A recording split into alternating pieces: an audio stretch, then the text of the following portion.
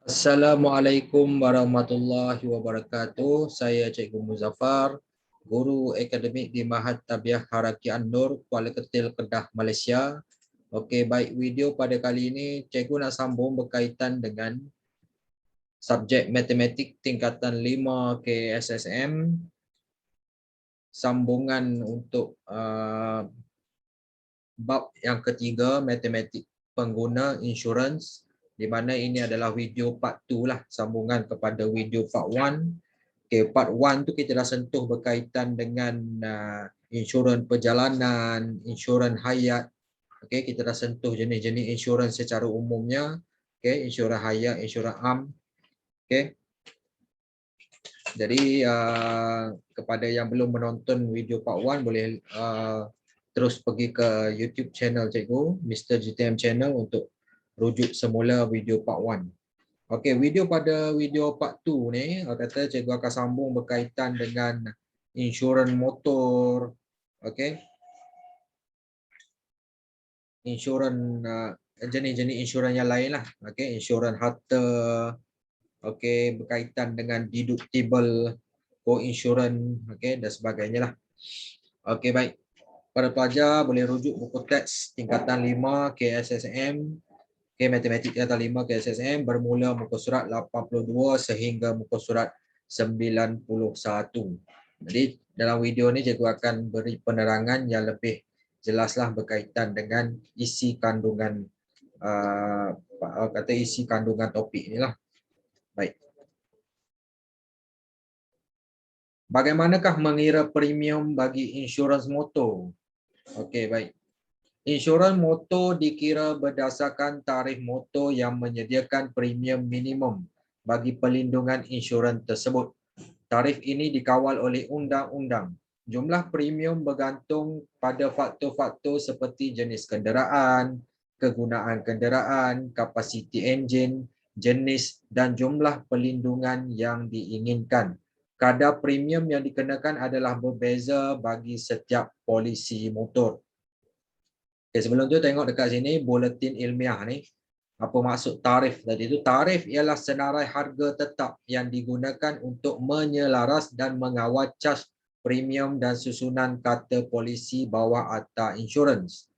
Syarikat insurans akan mengenakan tambahan atas premium minimum seperti perbelanjaan kendalian pelindungan, komisen ejen pelindungan tambahan dan lain-lain.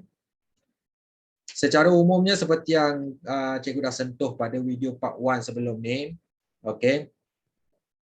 Insurans ni dia ada 4 polisi utama yang dikenali sebagai polisi akta, polisi pihak ketiga, polisi komprehensif dan akhir sekali polisi pihak ketiga tambah dengan kebakaran dan kecurian.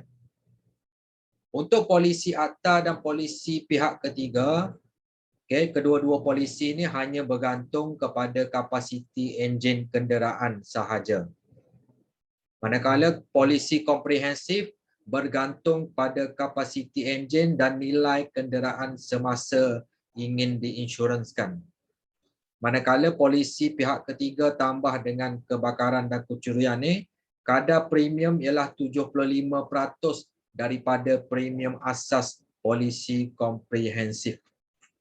Okay, itu dia punya hubungan antara satu sama lain lah. 4 jenis polisi dekat sini. Jadi kita sambung muka surat 83 tu dalam jadual tu. Jadual di bawah menunjukkan pengkadaran premium bawah tarikh motor bagi polisi motor yang dikeluarkan di Semenanjung Malaysia, Sabah dan Sarawak. Di mana kat sini kita tengok, okay, kapasiti enjin tidak melebihi berapa cc, bermula daripada 1400 cc sehinggalah kepada melebihi 4400 cc. Okey, kategori Semenanjung Malaysia, Sabah, Sarawak, dia ada 2 kategori polisi dekat situ, polisi komprehensif dan polisi pihak ketiga. Kita tengok kat sini polisi komprehensif lebih mahal lah, lebih tinggi nilai dia daripada polisi pihak ketiga. Sebab apa? Polisi komprehensif bergantung kepada kapasiti enjin dan nilai kenderaan yang semasa ingin diinsurankan. Polisi pihak ketiga ni cuma bergantung kepada enjin kenderaan saja. Okey, baik. Sabah Sarawak pula lagi rendah kadar dia berbanding Semenanjung. Kalau kita tengok kat sinilah. Okey. Jadual ni kata kita dapat bagi polisi komprehensif, kadar yang dikenakan adalah RM1000 pertama daripada jumlah yang diinsyurankan. Jadi untuk komprehensif ni dia kadar dia ini dia kata dikenakan bagi RM1000 pertama dari jumlah yang diinsyurankan. Okey, baik. Kalau polisi pihak ketiga, kita tengok pada kapasiti enjin, kita boleh tahu dah berapa nilai polisi dia tu. Okey, baik, kita pergi kotak kuning ni, bagaimana kita nak kira premium asas. Okey, polisi komprehensif ni. Bagi Semenanjung Malaysia, premium asas sama dengan kadar bagi 1000 yang pertama. Jadi dalam jadual ni adalah kadar untuk RM1000 yang pertama. Jika ada lebih daripada 1000, dia kata kat sini, tambah RM26 bagi setiap RM1000 atau sebahagian daripada itu bagi nilai yang melebihi RM1000 yang pertama tadi. Okay. Manakala bagi Sabah dan Sarawak, premium asas sama dengan, okay, kita tengok juga kadar bagi RM1000 yang pertama dalam bahagian ni lah, bahagian untuk Sabah Sarawak ni, polisi komprehensif, tambah RM20.30 bagi setiap RM1000 atau sebahagian daripada itu bagi nilai yang melebihi RM1000. Kalau lebih daripada 1000 yang pertama tadi, kadar dia RM20.30 tu bagi setiap RM1000 yang lebih tu. Jadi kita nak tengok macam mana. Kalau mungkin sekarang ni kita tak nampak lagi macam mana, kita tengok contoh. Contoh 3 ni. Okay, dan jalan pengiraan dia. Kita tengok soalan dia. Okay. Encik Ramli mempunyai sebuah kereta model Proton Izora 1.6 cc lah, untuk digunakan di Semenanjung, Malaysia. Maklumat kereta itu adalah seperti berikut. 1.6 ni maksudnya 1600 cc. Okey, kapasiti enjin kereta tersebut. Okey, maklumat dia, jumlah yang ingin diinsyurankan RM60,000, umur kenderaan tu 5 tahun, kapasiti enjin 1600 cc, NCD 25%. Okey, nanti kita tengok apa maksud NCD tu. Okey, baik, soalan dia, hitung premium kasar bagi kereta Encik Ramli untuk polisi komprehensif, polisi pihak ketiga, kebakaran dan kecurian, dan polisi pihak ketiga. Okay, kita tengok penyelesaian dia untuk lebih tahu.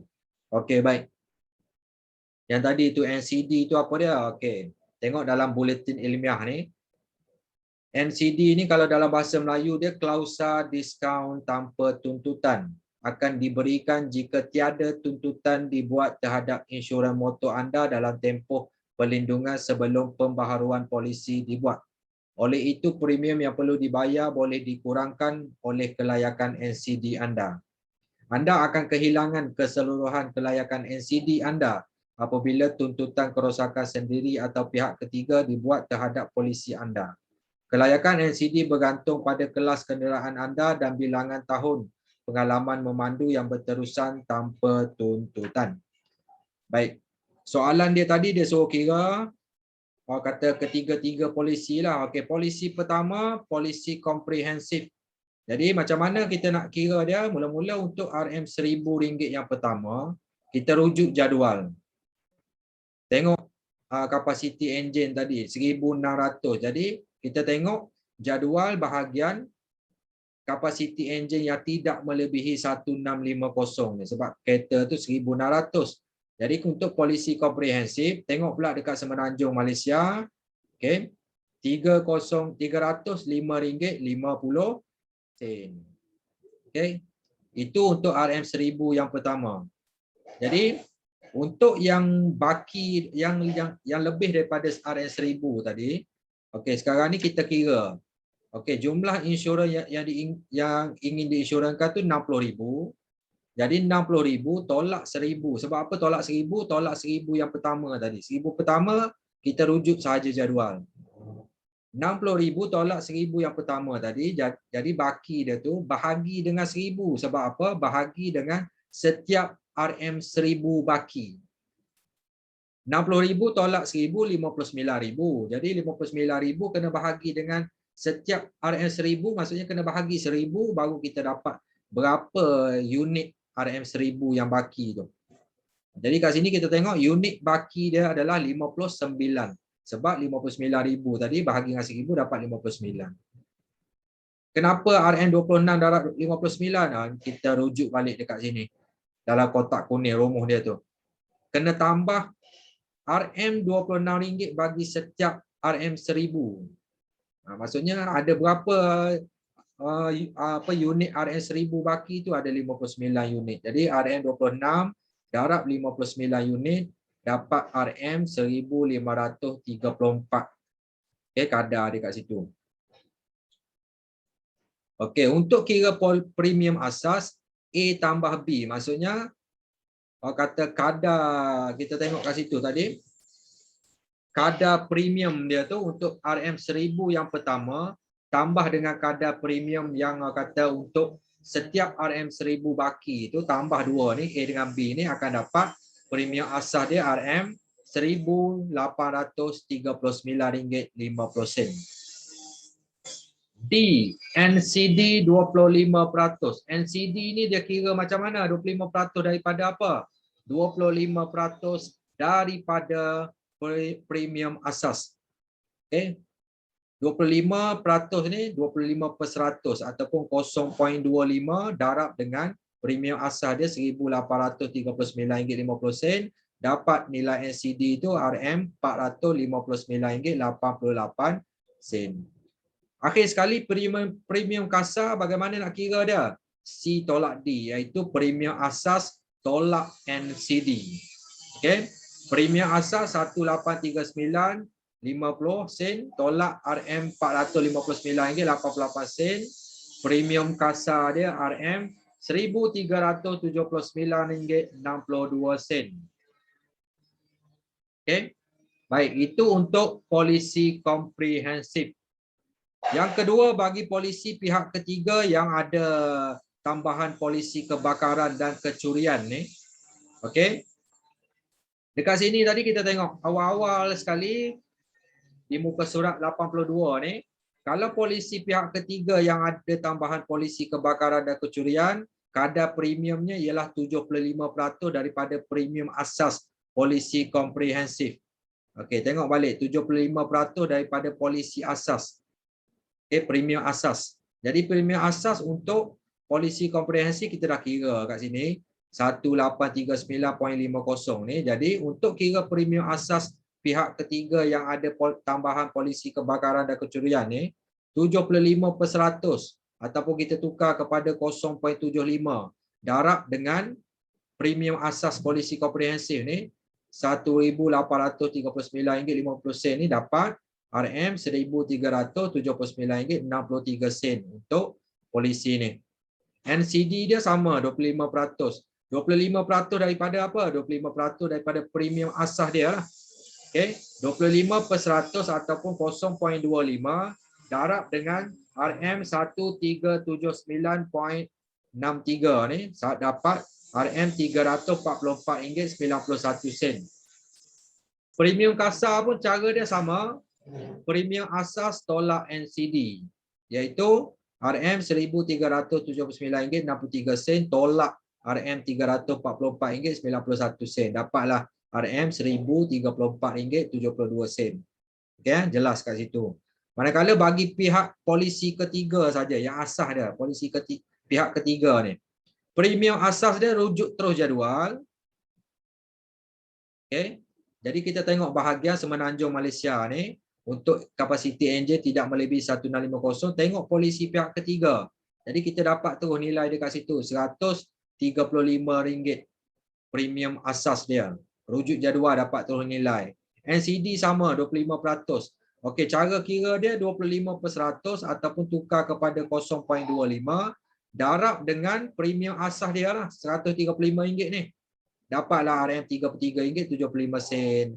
Premium kasar cara dia kira dia sama juga. A tolak B, iaitu premium asas tolak nilai NCD, iaitu RM135 tolak RM33.75, dapat premium kasar tu RM101.25. sen. Jadi jelas untuk pengiraan ketiga-tiga jenis polisi yang berbeza ni. Walau bagaimanapun, premium yang dibayar mungkin berlainan dengan nilai premium sebenar tertakluk kepada syarikat insurans kerana terdapat cas tambahan yang perlu dibayar oleh pemilik polisi seperti komisen kepada ejen, cukai perkhidmatan, duty stamp dan lain-lain lagi.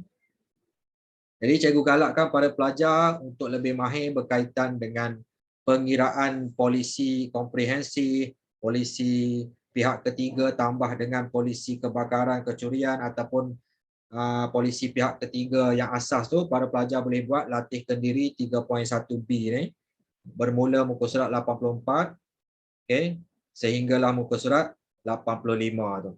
Okey, 3 soalan. Jawapan boleh rujuk di bahagian jawapan di belakang buku teks ni. Okey. Selesai untuk bahagian insurans motor tadi tu. Okey. Ada 3 polisi komprehensif, polisi pihak ketiga yang ada tambahan kebakaran dan kecurian dan polisi asas pihak ketiga. Okey, baik. Kita masuk kepada standard pembelajaran seterusnya, menyelesaikan masalah yang melibatkan insurans. Kali ini kita ada masukkan deductible dan co-insurance. Okey, baik. Bagaimanakah menyelesaikan masalah yang melibatkan insurans? Okey, baik.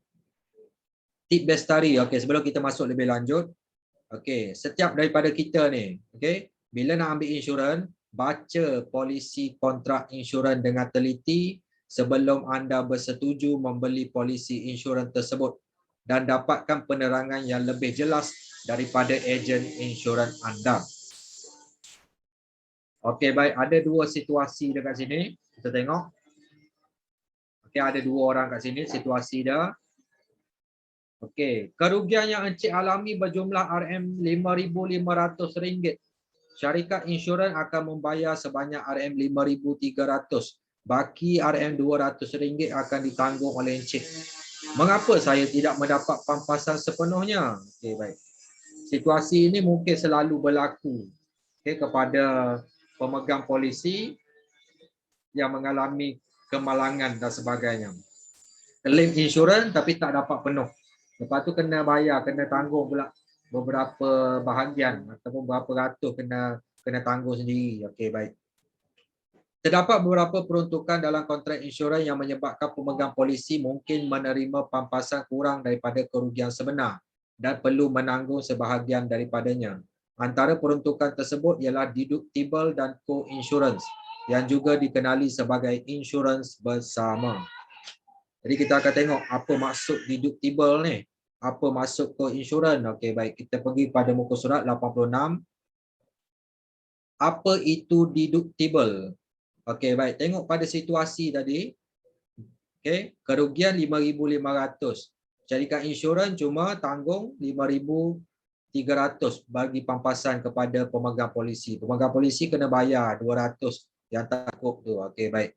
Secara ringkasnya, pemegang polisi kena bayar yang tanggung 2,000, kena tanggung 200 tu, itulah deductible sebenarnya. Okey, baik. Deductible ialah suatu jumlah yang perlu ditanggung oleh pemegang polisi sebelum layak membuat tuntutan daripada syarikat insurans.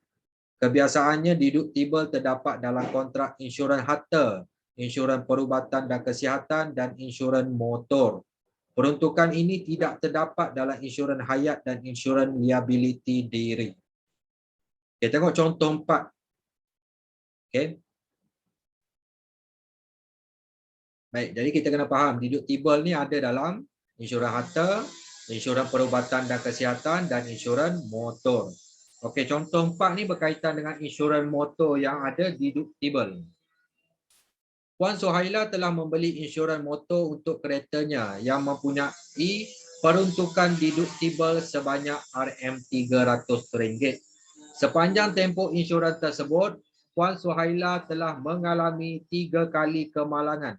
Kerugian yang dialami adalah pada bulan Mac, Julai dan Ogos masing-masing sebanyak RM2,800, RM250 dan RM400. Nyatakan sama ada Puan Suhaila boleh membuat tuntutan terhadap kerugian yang dialami atau tidak. Jika ya, nyatakan jumlah bayaran pampasan yang boleh dituntutnya bagi setiap kerugian yang dialami. Okey, jadi penyelesaiannya kita buat jadual macam ni. Okey, bulan Mac, Julai, Ogos, kerugian setiap bulan tu, okey, Mac 2,800, Julai 250, Ogos 400. Boleh buat tuntutan ke tidak? Okey, kalau kerugian 2,800 ni melebihi deductible kan, deductible 300, jadi boleh buat tuntutan. Jadi bayaran pampasan yang akan dapat adalah 2,500. Sebab apa dapat 2,500? Bayaran pampasan tadi tu, okey, dia punya kerugian 2,800 tolak deductible 300, jadi bayaran pampasan 2,500. 300 tu ditanggung oleh Puan Suhaila sendiri, yang kata kerosakan dia tu ditanggung oleh Puan Suhaila. Bulan Julai, kerugian 250. Boleh buat tuntutan ke tidak? Jawapannya tidak, sebab jumlah kerugian kurang daripada amount deductible. Maka tuntutan tidak boleh dibuat bagi kerugian ini. Bila kerugian kurang daripada deductible, tidak boleh kata buat tuntutan, tak boleh claim lah. Bulan Ogos, kerugian dia kemalangan tu RM400. 400 lebih tinggi daripada nilai deductible, jadi boleh buat tuntutan. Jumlah kerugian melebihi amount deductible, maka tuntutan boleh dibuat. Bayaran pampasan sama dengan kerugian tolak dengan deductible. Kerugian 400 tolak deductible 300. Jadi bayaran pampasan yang dapat cuma RM100 saja. Okay, itulah cara dia macam mana orang kata adanya deductible dalam insurans motor. Dalam insurans motor, pemegang polisi bertanggungjawab menanggung deductible wajib sebanyak RM400. Okay, ini kalau kata deductible wajib RM400 kena tanggung, wajib kena tanggung. Sekiranya kenderaan yang diinsurankan itu dipandu oleh individu yang tidak dinamakan dalam polisi. Individu tersebut dinamakan dalam polisi tetapi berumur bawah 21 tahun. Pemegang lesen memandu sementara L atau pemegang lesen memandu penuh yang kurang daripada 2 tahun. Deductible lain dikenakan mengikut budi bicara syarikat insurans.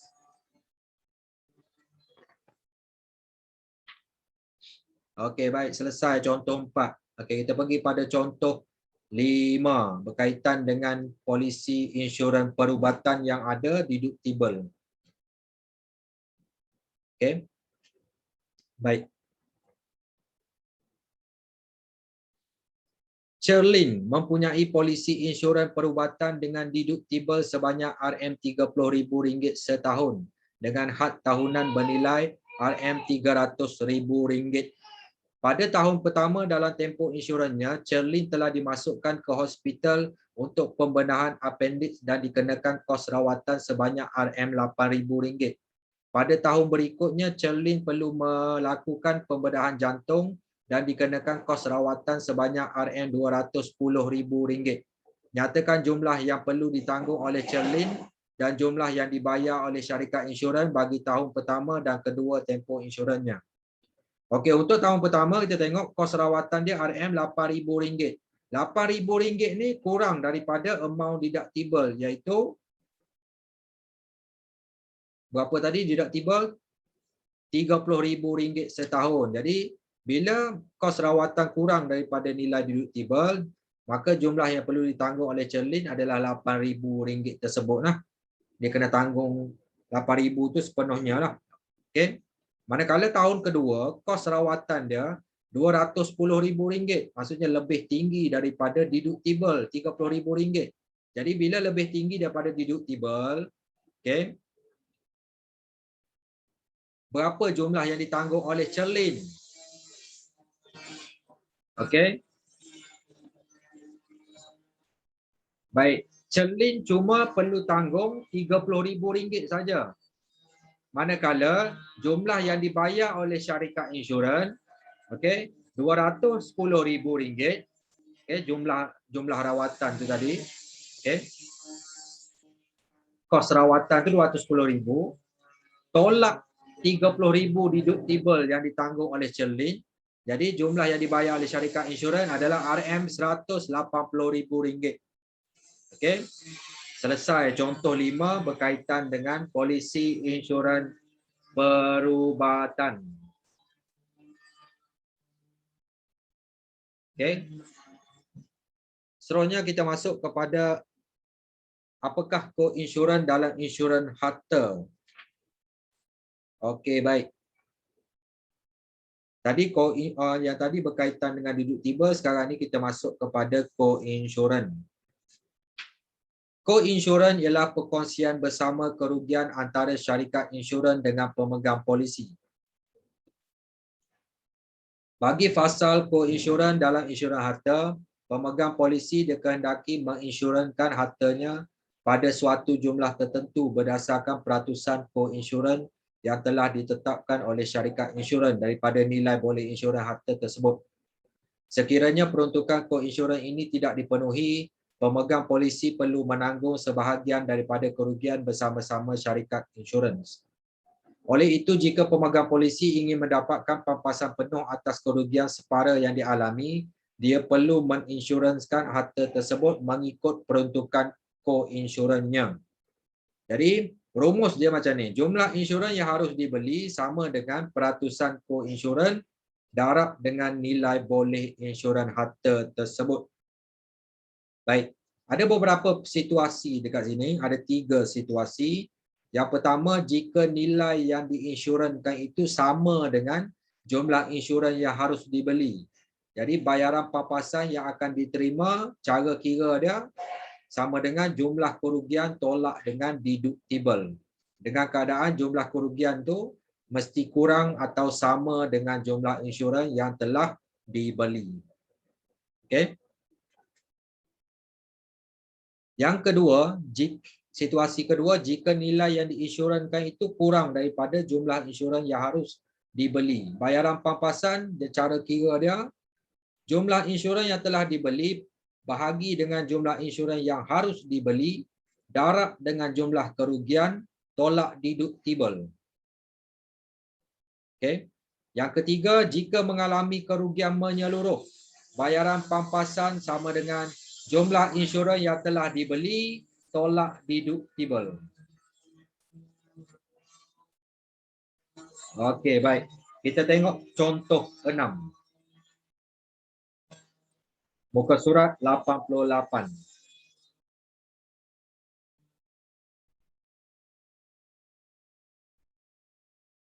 Encik Ismail ingin membeli insurans kebakaran untuk rumahnya. Nilai boleh insurans rumah itu ialah RM350,000.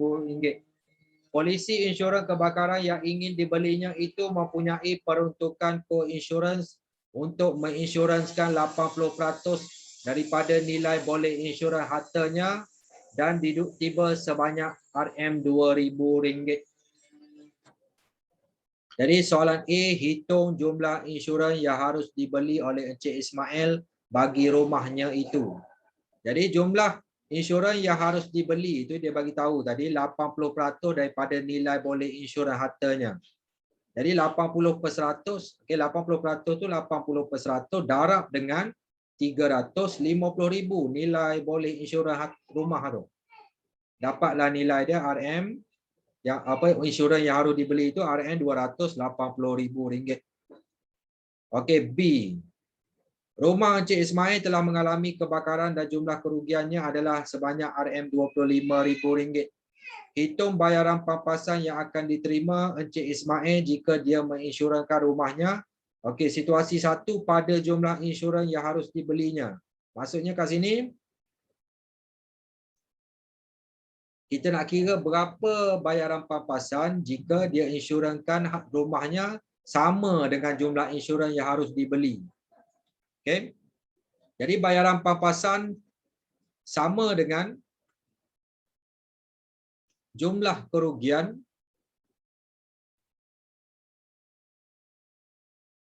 tolak deductible RM2,000.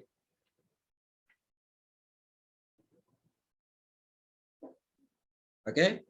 Menggunakan situasi yang pertama tadi. Okey, bayaran pampasan sama dengan jumlah kerugian tolak deductible. Kalau nilai yang diinsuraskan tu sama dengan jumlah insurans yang harus dibeli. Okey, jadi RM25,000 tolak deductible RM2,000.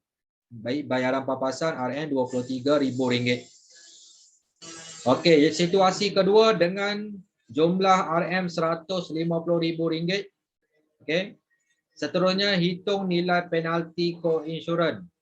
Jadi untuk yang situasi kedua ni dengan jumlah RM RM150,000.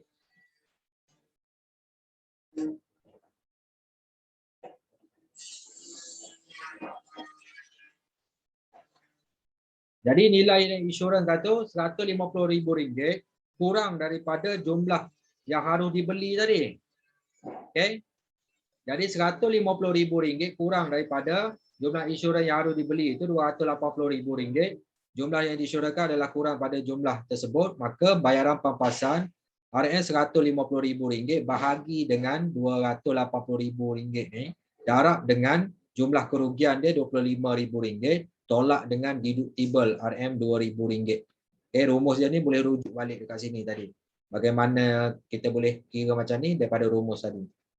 Jadi kat sini kita dapat okey, yang darab ni yang RM150,000 bahagi RM280,000 darab dengan RM25,000 dapat RM13,392.86. Tolak deductible RM2,000 jadi RM11,392.86. Okey, penalti insurans. Kenapa kena penalti? Okey, cuba tengok kat sini. Okey, jumlah yang ditanggung oleh pemegang polisi atas kerugian separa yang dialami akibat tidak memenuhi peruntukan co-insurans dikenali sebagai penalti co-insurans. Jadi bayaran pampasan tadi. Okey. Okey, baik, penalti co-insurans ni. Okey, baik.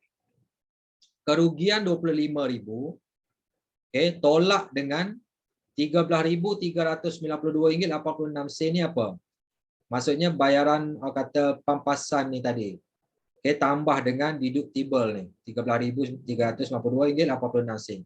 Di kerugian tolak dengan bayaran kata pampasan tolak deductible tadi dapat penalti insurans dia RM11,607.14. Okey, kena tanggunglah yang tu, kena tanggung.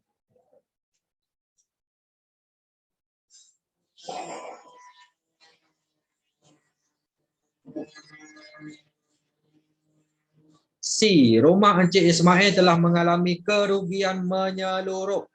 Jika dia menginsurans rumahnya dengan jumlah RM200,000, hitung bayaran pampasan yang diterimanya. Jadi kalau kerugian menyeluruh, rumus dia yang ni.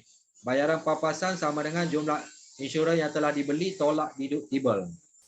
Jadi bayaran pampasan sama dengan jumlah insurans yang dibelinya RM200,000 tolak deductible RM2,000 dapat RM198,000. Okey.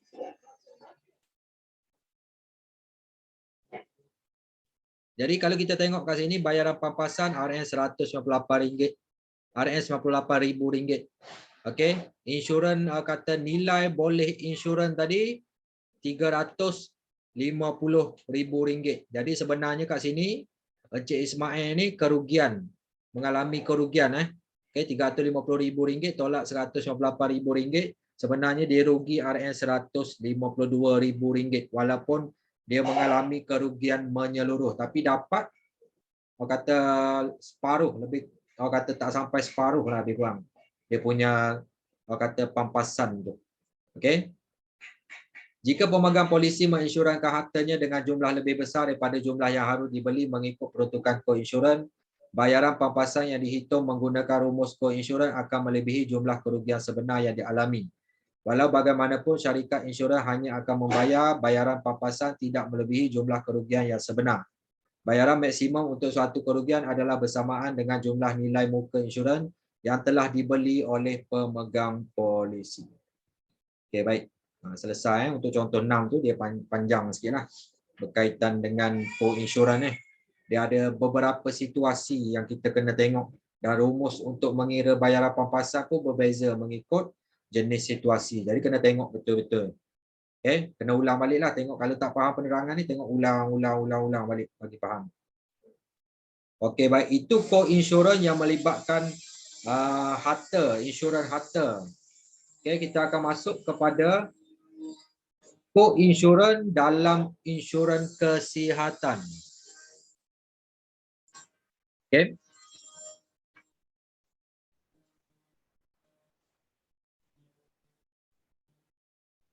Dalam kontrak insurans kesihatan, koinsurans ditetapkan dalam fasal penyertaan peratusan, khasnya bagi polisi insurans perubatan utama.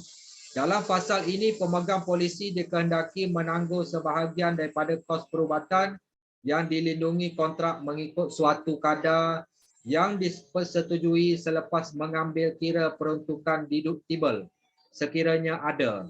Sebagai contoh, penyertaan peratusan koinsurans 80-20 bermaksud syarikat insurans menanggung 80% daripada kos perubatan yang dilindungi oleh polisi dan 20% akan ditanggung oleh pemegang polisi.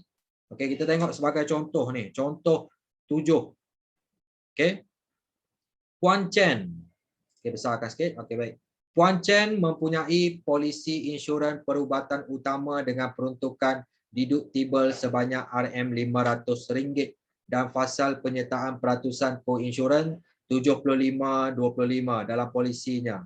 Hitung bayaran kos yang ditanggung oleh syarikat insurans dan Puan Chen sendiri jika kos perubatan yang dilindungi polisinya berjumlah RM20,600.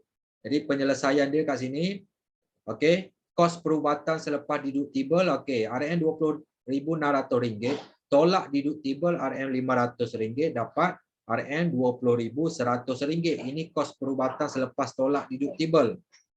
Jadi akan ada dua situasi, okey. Maksudnya kat sini peratusan koinsurans 75% ditanggung oleh syarikat insurans, 25% ditanggung oleh Puan Chen. Tambah dengan deduktibel lah, deduktibel pun ditanggung oleh Puan Chen juga. Jadi bayaran kos yang ditanggung oleh syarikat insurans 75%, maksudnya 75/100 darab dengan kos perubatan selepas deduktibel tu, RM20,100 sama dengan RM15,075. Manakala bayaran kos yang ditanggung oleh Puan Chen 25%, 25/100 darab dengan kos perubatan selepas deduktibel ni RM20,100, lepas tu tambah RM500 sebab ditanggung oleh Puan Chen juga 500 tu. Jadi jumlah dia RM5,525 ditanggung oleh Puan Chen. Okey, selesai contoh 7.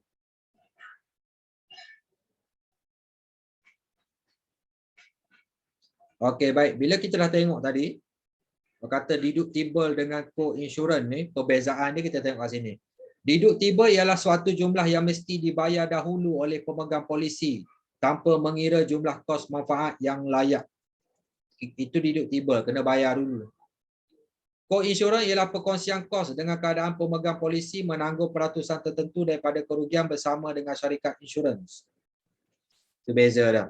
Okay? Di bawah ni ada panduan membuat pilihan insurans yang terbaik buat anda. Kita lah nak ambil insurans ni. Pertama, ketahui jumlah perlindungan yang diperlukan. Yang kedua, fahami skop perlindungan, terma dan syarat polisi. Yang ketiga, bandingkan kadar premium dan manfaat insurans. Yang keempat, elakkan perlindungan yang tidak perlu. Kadang-kadang perlindungan dia banyak tapi orang kata tak perlu pun benda tu, kita duk bayar lebih premium insurans setiap bulan. Okey, baik. Contoh yang ke-8, contoh yang terakhir lah. Okey.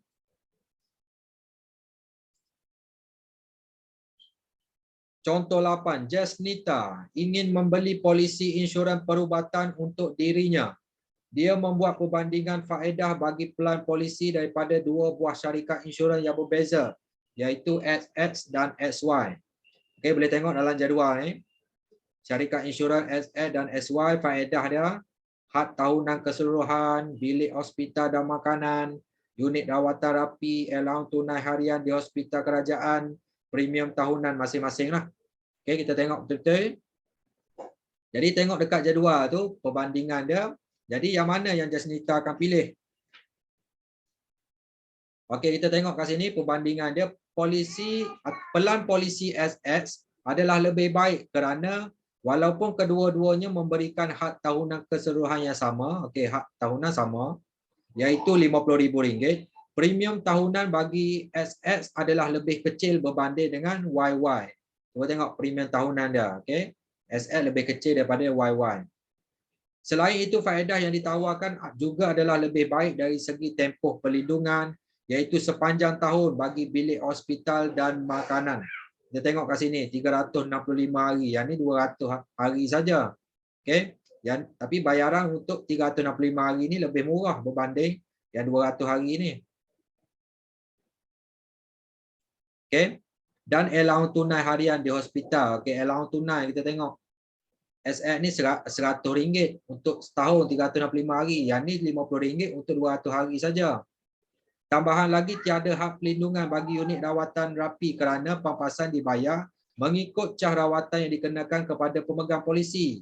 Okey, macam yang YY ni dia tetapkan 400 terus.